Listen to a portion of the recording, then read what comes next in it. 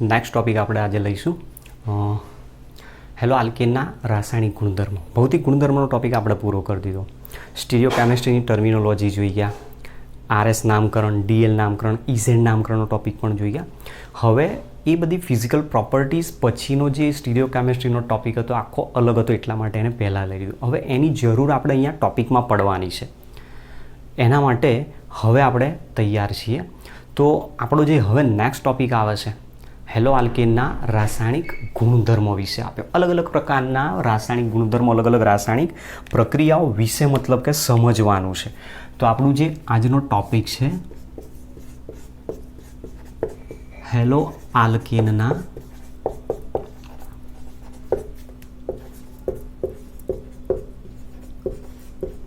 રાસાયણિક ગુણધર્મો, chemical properties સમજાવવાની છે. રાસાયણિક ગુણધર્મો કયા કયા હોઈ શકે? તો સામાન્ય રીતે હેલો આલ્કેન 3 પ્રકારના અહીંયા રાસાયણિક ગુણધર્મો દર્શાવે છે. મતલબ મેજર 3 પ્રકારની રાસાયણિક પ્રક્રિયાઓ આપે છે એવું કહી શકાય. કઈ કઈ રાસાયણિક પ્રક્રિયાઓ? તો એક પ્રક્રિયા છે કેન્દ્રાનુરાગી વિસ્થાપન પ્રક્રિયા. પ્રક્રિયા નંબર 2 વિલોપન પ્રક્રિયા અને પ્રક્રિયા નંબર 3 ધાતુ સાથેની પ્રક્રિયા. 3 કોઈ પણ પ્રકારની એક્ઝામની રીતે તમે જોવા જાઓ તો મોસ્ટ ઇમ્પોર્ટન્ટ ટોપિક છે. એમાંય કેન્દ્રાનુરાગી વિસ્થાપન મોટા ભાગે દરેક એક્ઝામમાં MCQ આનો હોય છે. ક્યારેક શોર્ટ ક્વેશ્ચન પણ પૂછાય, થિયરી પણ પૂછી નાખે, ક્યારેક અમુક ટોપિકનો તફાવત પણ પૂછે છે. સાથે સાથે બીજું વિલોપન પ્રક્રિયા છે. વિલોપન પ્રક્રિયાના પણ ઘણા બધા એન્ટ્રન્સમાં પ્રશ્નો પૂછાય. ધાતુ સાથેની પ્રક્રિયા, આગળ તમારે કાર્બનિક પરિવર્તનોની અંદર જરૂર પડશે.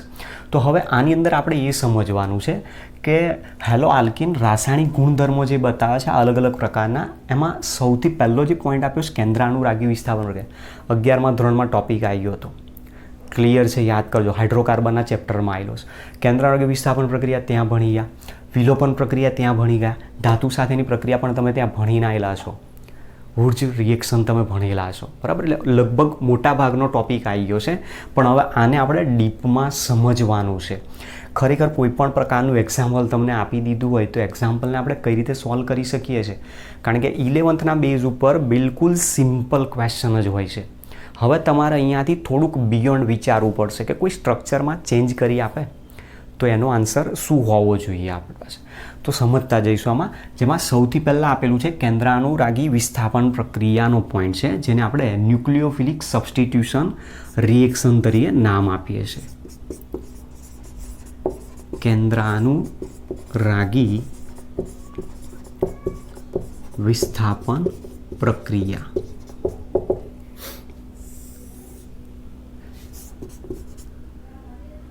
જેને ન્યુક્લિયોફિલિક સબસ્ટિટ્યુશન રિએક્શન તરીકે નામ આપેલું છે. અને એને સિમ્પલ શોર્ટમાં SN તરીકે દર્શાવાય છે. SN રિએક્શન તરીકે ઓળખવામાં આવે છે.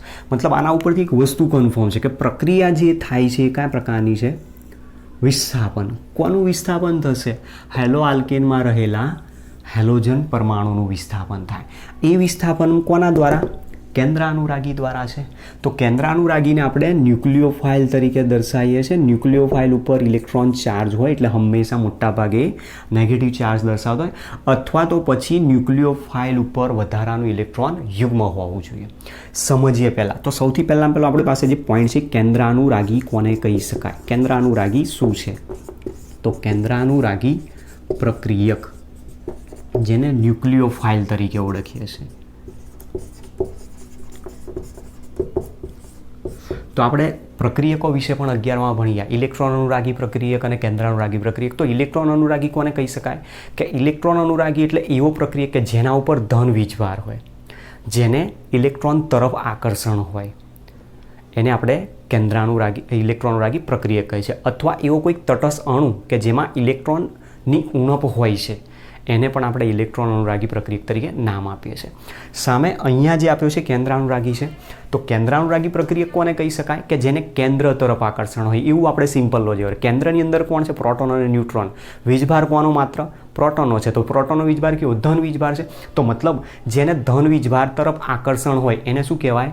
કેન્દ્રાનુરાગી. તો મતલબ એનો પોતાનો વીજભાર કેવો હોવો જોઈએ? ઋણ હોવો જોઈએ, તો જ એને આકર્ષણ હોઈ શકે. અથવા કોઈક એવો તટસ્થ અણુ કે જેની પાસે વધારાનું ઇલેક્ટ્રોન યુગ્મ છે જે દાન કરી શકતો હોય, એને પણ આપણે કેન્દ્રાનુરાગી પ્રક્રિયક તરીકે નામ આપી શકીએ છીએ.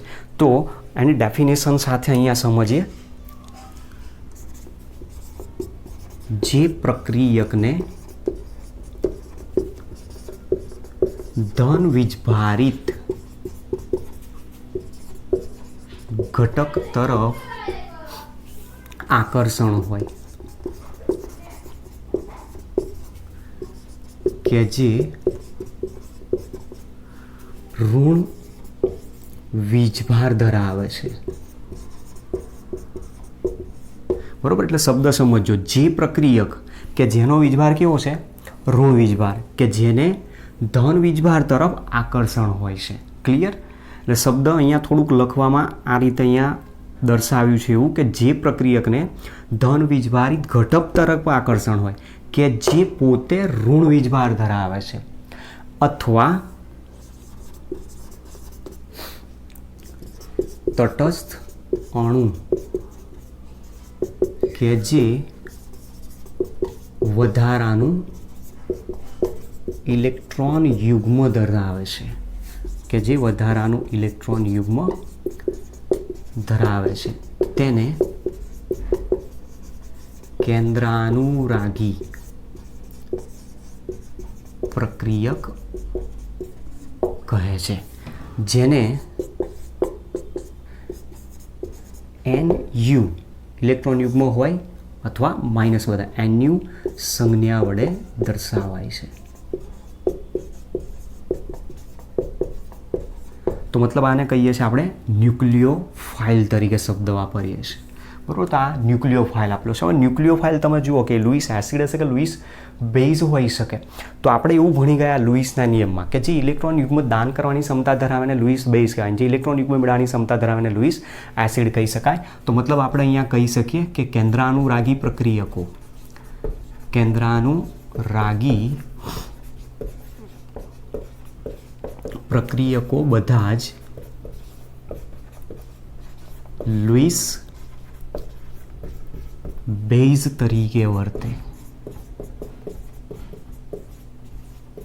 તો આ આપણી પાસે એક ક્વેશ્ચન બીજો MCQ અહીંયાથી મળી ગયો કે લુઈસ બેઝ તરીકે કેન્દ્રાનુરાગી વર્તી શકે. જો ઇલેક્ટ્રોન અનુરાગી હશે તો એના ઉપર પોઝિટિવ ચાર્જ હશે, તો એને ઇલેક્ટ્રોનની જરૂર પડશે, તો મતલબ લુઈસ એસિડ તરીકે વર્તે. હવે કયા કયા કેન્દ્રાનુરાગી પ્રક્રિયકો હોઈ શકે? તો દાખલા તરીકે OH માઇનસ, જેમાં ઓક્સિજન ઉપર એક ઇલેક્ટ્રોન યુગ્મ વધારાનો જાય, હોવા જોઈએ કેટલા? 2 ઇલેક્ટ્રોન યુગ્મ. એની જગ્યાએ કેટલા છે? અહીંયા 3. OH માઇનસ છે, X માઇનસ છે, NH2 માઇનસ, પછી RCOO minus, C triple bond N minus, ONO minus. આવા અલગ અલગ પ્રકારના હોઈ શકે છે. SH minus. તો આ બધા તમે જુઓ દરેકે દરેક ઉપર ઋણ વીજભાર દર્શાવેલો છે, અને ઋણ વીજભાર દર્શાવેલો હોવાના કારણે જ આ શું કહી શકાય? એક લુઈસ બેઝ તરીકે વર્તે. અને એ ઇલેક્ટ્રોન ધરાવતા હોવાના કારણે ઇલેક્ટ્રોન યુગ્મ પોતાનું વાપરીને બીજાને આપીને બંધ બનાવે છે, અને એટલા માટે ત્યાં એક પ્રકારે કેન્દ્રાનુરાગી પ્રક્રિયક તરીકે વર્તી શકે. જો તટસ્થ હોય તો તટસ્થ અણુ તરીકે તમે કોને કહી શકો? તો તટસ્થ અણુ તરીકે NH3 છે, નાઇટ્રોજન ઉપર ઇલેક્ટ્રોન યુગ્મ છે, H2O. તો તમે જુઓ આની અંદર ધ્યાનથી, આ બંને પાસે વધારાનું ઇલેક્ટ્રોન યુગ્મ છે. વધારાનું ઇલેક્ટ્રોન યુગ્મ એ દાન કરીને પોતે એક પ્રકારે ન્યુક્લિયોફાઇલ તરીકે વર્તી શકે છે. હવે આમાં પણ એક ક્વેશ્ચન છે પાછો બીજો એક MCQ શોર્ટ ક્વેશ્ચન તરીકે જરૂર પડી શકે. કેટલાક એવા કેન્દ્રાનુરાગી પ્રક્રિયક હશે કે જે કેન્દ્રાનુરાગી પ્રક્રિયકમાં એક કરતાં વધુ ઇલેક્ટ્રોન દાતા પરમાણુ હાજર હોય. તો અહીંયા આપણને જે કહ્યું છે મુજબ કે જે ઇલેક્ટ્રોન યુગ્મ ધરાવે છે એ ઇલેક્ટ્રોન દાતા જે પરમાણુ છે એને કેન્દ્રાનુરાગી કેન્દ્ર તરીકે ઓળખવામાં આવે છે. પ્રક્રિયકમાં રહેલા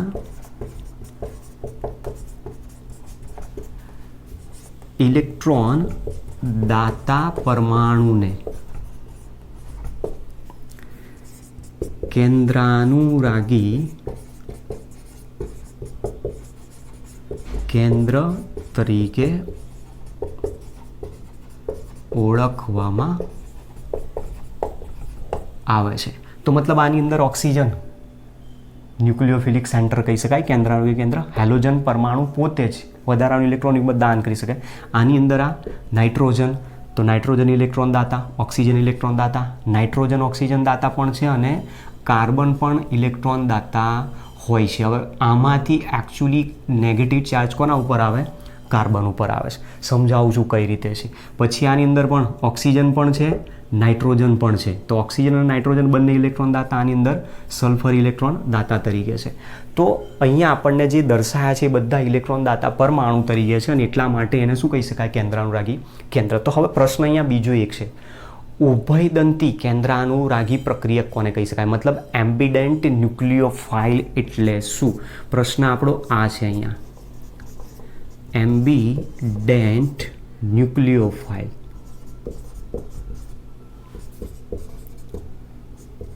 મતલબ કે ઉભયદંતી કેન્દ્રાનુરાગી પ્રક્રિયક કોને કહી શકાય? તો એમ્બિડેન્ટ ન્યુક્લિયોફાઇલ એટલે શું? કારણ કે આની તમારે કોમ્પ્લેક્સ કમ્પાઉન્ડના ચેપ્ટરમાં જરૂર પડશે, ત્યાં એક ટોપિક આવશે આની અંદરથી. એમ્બિડેન્ટ ન્યુક્લિયોફાઇલ કોને કહી શકાય? તો જે ન્યુક્લિયોફાઇલમાં એક કરતાં વધુ ઇલેક્ટ્રોન દાતા પરમાણુ હાજર હોય એને એમ્બિડેન્ટ ન્યુક્લિયોફાઇલ તરીકે ઓળખવામાં આવે છે. જે કેન્દ્રાનુરાગી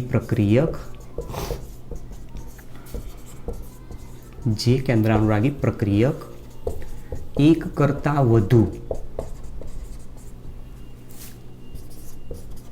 ઇલેક્ટ્રોન દાતા પરમાણુ ધરાવે છે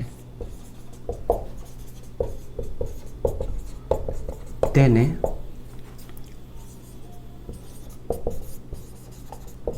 એમ્બિડેન્ટ ન્યુક્લિયોફાઇલ કહે છે. મતલબ અહીંયા એમ્બિડેન્ટ ન્યુક્લિયોફાઇલ તરીકે કોણ છે? તો એક CN છે અને બીજો ON, O માઇનસ. જેમાં CN આ માઇનસ તરીકે જોડાયેલો હોય, CN માઇનસ, તો એને આપણે સાયનાઇડ કહીએ છીએ. તો એક કેન્દ્રાનુરાગી કેન્દ્ર તમે જુઓ, એક કાર્બન છે અને એક નાઇટ્રોજન. આની અંદર ઓક્સિજન નાઇટ્રોજન બંને છે. તો એ બંને શું કહી શકાય? એમ્બિડેન્ટ ન્યુક્લિયોફાઇલ. દાખલા તરીકે CN માઇનસ, ONO માઇનસ. તો આ બંને શું છે? એમ્બિડેન્ટ ન્યુક્લિયોફાઇલ છે.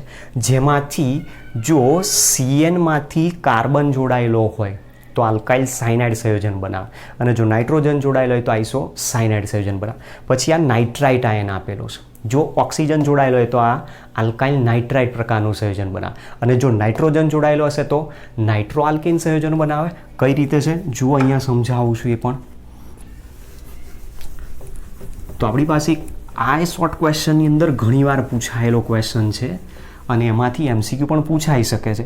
CN માઇનસની હવે અહીંયાથી વાત કરીએ તો સમજાવી દઉં છું પહેલાં કે આપણી પાસે હેલો આલ્કેન છે. આ રીતનો હેલો આલ્કેનની પ્રક્રિયા તમે કોના દ્વારા બતાવો છો?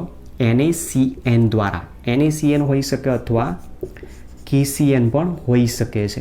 તો આ જે બે પ્રક્રિયક મેં અહીંયા વાપર્યા એ બંનેમાં પોઝિટિવ આયન K+, Na+ અને CN માઇનસ વચ્ચે એક પ્રકારનો આયનિક બંધ બનેલો હોય અને આયનિક બંધ બનેલો હોય તો અહીંયા પોઝિટિવ નેગેટિવ આયન છૂટા પડી શકે છે. અહીંયાથી આ બોન્ડ બ્રેક થાય, હેલોજન ઉપર નેગેટિવ ચાર્જ આવવા મળે, કાર્બન ઉપર પોઝિટિવ ચાર્જ આવવા માંડતો હોય છે.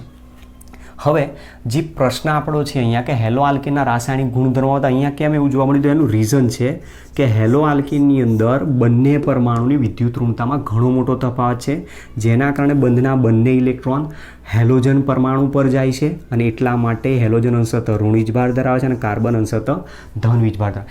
એ ધન વીજભારિત કાર્બન ઉપર ન્યુક્લિયોફાઇલ અટેક કરે છે અને એમાં આ હેલોજનનું વિસ્થાપન કરાવે છે કે જે પોતે પણ એક ન્યુક્લિયોફાઇલ તરીકે ત્યાંથી દૂર દૂર થશે ત્યારે એવી જે પ્રક્રિયા છે એને આપણે કેન્દ્રાનુરાગી વિસ્થાપન પ્રક્રિયા તરીકે નામ આપીએ છીએ. તો અહીંયા જ્યારે પ્રક્રિયા આના દ્વારા થતી હોય ત્યારે ઘટના શું બને છે એક એ સમજીએ. અને બીજું ધારો કે હેલો આલ્કેનની પ્રક્રિયા AgCN સાથે કરવામાં આવેલી હોય તો અહીંયા નિપજ શું બની શકે. બંનેમાં એક ડિફરન્ટ છે. અહીંયા જે બંધ બનાવે છે આયનિક બંધ હોય. આયનિક બંધ હોવાના કારણે પોઝિટિવ નેગેટિવ આયન છૂટા પડે. જ્યારે અહીંયા આયનિક બંધ નથી હોતો. એ આયનિક બંધની જગ્યાએ અહીંયા સહસંયોજક બંધ હોય છે. બરાબર, અહીંયા C ટ્રિપલ બોન્ડ N દરેકમાં દર્શાવી દઉં છું. પોટેશિયમ સાયનાઇડ અથવા સોડિયમ સાયનાઇડ વડે પ્રક્રિયા આપો અને આની અંદર સિલ્વર સાયનાઇડ વડે પ્રક્રિયા આપો તો આમાં સહસંયોજક બંધ છે અહીંયા Ag પ્લસ અને Cn માઇનસ વચ્ચે. જ્યારે આમાં K પ્લસ Na પ્લસ અને Cn માઇનસ વચ્ચે એક પ્રકારનો આયનિક બંધ છે. એટલે આ બંધ જલ્દી તૂટી જાય. જેવો બંધ તૂટશે તો જો KCN આપેલો હશે તો KCNમાંથી શું છૂટા પાડશે K plus plus C triple bond N અને આ ઇલેક્ટ્રોન યુગ્મ આના ઉપર આવી જાય. બંધના ઇલેક્ટ્રોન કોના ઉપર જાય? કાર્બન ઉપર. એટલે ચાર્જ કોના ઉપર આવે? કાર્બન ઉપર માઇનસ ચાર્જ. અને એ માઇનસ ચાર્જ ધરાવતો કાર્બન આની જગ્યાએ અહીંયા જોડાય. એટલે સંયોજન શું બનાવશે? RC triple bond N. તો આ પ્રમાણે આખું એક સંયોજન બનાવે. જે સંયોજન શું કહેવાય? આલ્કાઇલ સાયનાઇડ કહેવામાં આવે. આલ્કાઇલ સાયનાઇડ સંયોજન બનાવે. હવે આની અંદર એના કરતાં ઉલટું છે. આમાં શું છે? અહીંયા આયનિક બંધ નથી, સહસંયોજક બંધ છે. એટલે બંધ સરળતાથી તૂટે નહીં. જેના કારણે આ ધન વીજભારિત કાર્બન ઉપર નાઇટ્રોજન પોતાનું ઇલેક્ટ્રોન યુગ્મ દાન કરે. નાઇટ્રોજન જેવું એનું ઇલેક્ટ્રોન યુગ્મ દાન કરશે, સિલ્વર ત્યાંથી બંધ તોડીને છૂટીને જવા પ્રયત્ન કરશે. એટલે સંયોજન શું બનાવશે? RN triple bond C. બંધ અહીંયાથી તૂટી જશે. ધાતુ છે સિલ્વર એટલે ઇલેક્ટ્રોન યુગ્મ કાર્બનને આપી દેશે. તો કાર્બન ઉપર એક ઇલેક્ટ્રોન પેર આવી એટલે ચાર્જ શું આવી જાય? Minus charge. તો હવે નાઇટ્રોજન જોડાય તો જે સંયોજન બનાવે છે એને કહેવાય આલ્કાઇલ આઇસો સાયનાઇડ કહેવામાં આવે છે. તો બંનેમાં એક આ ડિફરન્ટ છે. આઇસોસાયનાઇડ અને સાયનાઇડમાં તફાવત શું છે? તો કાર્બન જોડાયેલો હોય તો સાયનાઇડ કહેવાય, જો નાઇટ્રોજન જોડાયેલો હોય તો આઇસો સાયનાઇડ તરીકે એને ઓળખવામાં આવતો હોય છે. હવે એ પ્રમાણે જો તમે જોવા જાઓ તો નાઇટ્રોજન અહીંયા પોતાનું ઇલેક્ટ્રોન યુગ્મ વાપરી નાખ્યું. એના 3 બંધની જગ્યાએ કેટલા થઈ ગયા? 4 બંધ. એટલે ચાર્જ એના ઉપર શું આવે? પ્લસ ચાર્જ આવી જશે આ રીતે. અને આ જ રીતે જો આલ્કાઇલ સાથે ઓક્સિજન જોડાયેલો હોય તો એને આપણે કહીએ છીએ આલ્કાઇલ નાઇટ્રાઇટ સંયોજન. અને જો ઓક્સિજનની જગ્યાએ નાઇટ્રોજન જોડાયેલો હોય તો સંયોજનને નાઇટ્રો આલ્કેન તરીકે ઓળખવામાં આવે છે. તો આ જે વસ્તુ બતાવી છે એમાં Cn માઇનસ અને ONO માઇનસ એ બે એમ્બિડન્ટ ન્યુક્લિયોફાઇલ તરીકે વર્તે છે એવું શકાય. તો આ પોઈન્ટ આપ્યો છે આપણને કેન્દ્રાનુરાગી પ્રક્રિયક એટલે શું? કેન્દ્રાનુરાગી પ્રક્રિયક દ્વારા હેલો આલ્કેનમાંના હેલોજનનું વિસ્થાપન થાય છે અને એટલા માટે એ પ્રક્રિયાઓ આપેલી છે આપણને કેન્દ્રાનુરાગી વિસ્થાપન. હવે એ કેન્દ્રાનુરાગી વિસ્થાપન પ્રક્રિયાના પ્રકારને આપણે સમજવાના છે. કયા કયા પ્રકાર છે એમાં સમજતા જઈએ છે. ચલો.